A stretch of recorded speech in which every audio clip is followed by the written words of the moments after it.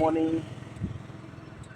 હવે જો આજે તમે જોઈ શકો છો કે ક્રૂડ ઓઇલ છે, બરાબર છે, એના ભાવ ઘટ્યા, એટલે કે ક્રૂડ ઓઇલ નીચે આવ્યું, બરાબર છે। ખાલી તમે જો ક્રૂડ ઓઇલનું જે ક્લોઝિંગ છે એ 7,424નું છે, વચ્ચે આ 10,000 યોગ્ય થયું નથી, 7,424 આવી ગયું છે, બરાબર છે। હવે આ ક્રૂડ ઓઇલમાં એક ધ્યાન રાખવાનું છે કે એવું જરાય નથી કે આ ક્રૂડ ઓઇલ છે એ ઘટી જશે, બરાબર છે, યુદ્ધ કાંઈ પૂરું થઈ ગયું છે નહીં, બરાબર છે। તો તમારે હવે આ જે બધા હાઈ રહ્યા ને એને ધ્યાનમાં લેવાના છે। 7,070,000, 7,100 વાળો હાઈ, ત્યાર પછી 6,066 વાળો હાઈ, આ બધા હાઈને તમારે ધ્યાનમાં રાખવાના છે। જો છેલ્લે ક્રૂડ ઓઇલ છે ને 6,800થી આગળ સપોર્ટ લઈને ક્યાં સુધી ગયું હતું, બરાબર છે। તો આ ક્રૂડ ઓઇલમાં ટ્રેડિંગ કરવાનો હવે મોકો આવી રહ્યો છે, એટલે કે આની અંદર તમે જે આ 10,000 વાળી જે કોલ સાઇડની જે છે, 10,000 વાળી કોલ સાઇડની સ્ટ્રાઇક પ્રાઇસ છે, નજર રાખવાની રહેશે। 10,000 વાળી જે કોલ સાઇડની જે છે પ્રાઇસ, બરાબર છે, એની પર તમે નજર રાખવાની, જો 146માં મળે છે, આ 100 રૂપિયાની આસપાસ મળે તો ખરેખર આમાં એક ટ્રાય કરવા જેવું છે।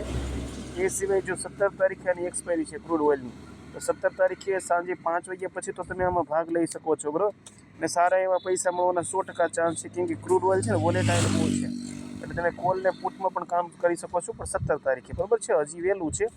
આજે 11 તારીખ થઈ, 11, 12, 13, 14, 4થી 5 દિવસની હજી વાર છે, બરાબર છે। સોમવારે આની એક્સપાયરી છે, સોમવારે।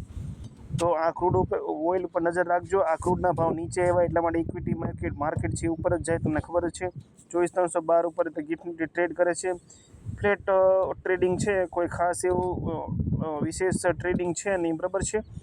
એટલે આજનું માર્કેટ કેવી રીતે કામ કરે છે એ જોવાનું રહેશે। જો ગિફ્ટ નિફ્ટી 24,261 ઉપર ક્લોઝિંગ આપ્યું, આ 300 કે 400 સુધી જવા ટ્રાય કરશે, વધીને 500 સુધી જવા ટ્રાય કરશે, જો કરી શકે તો આજે ટ્રાય કરી શકે તો, બાકી કાલે સેન્સેક્સની એક્સપાયરી છે એટલે કાંઈ થવાનું છે નહીં, સાઇડવેઝ માર્કેટ, બરાબર છે। અને ક્રૂડ ઓઇલનો જો ભાવ વધશે ને તો જ પાછું ફરીથી કરેક્શન આવશે, એટલે માર્કેટ બહુ સારી સાઈડ અપસાઇડ વ્યૂ જાય એવા પણ કોઈ સંકેત નથી, નીચે વ્યૂ જાય એવું પણ કોઈ સંકેત છે નહીં, બરાબર છે।